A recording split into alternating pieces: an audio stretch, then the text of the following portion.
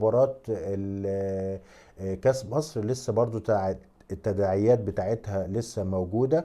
المباراة قرر الاتحاد المصري ان هي هتقام 20/5، لكن نادي الزمالك ونادي بيراميدز طلبوا وتعاونوا مع بعض ان المباراة تتلعب يوم 5 او يوم 6/6.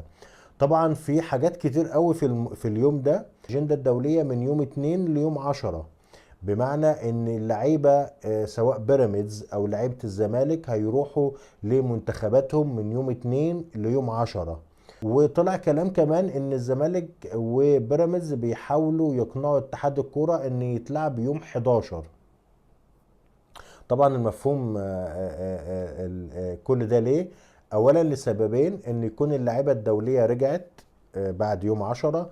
السبب الثاني ان يكون ضيع الفرصه على احمد سيد زيزو انه يشترك مع الاهلي في كاس العالم، لان الاتحاد المصري فتح القيد من 2/6 ل 10/6.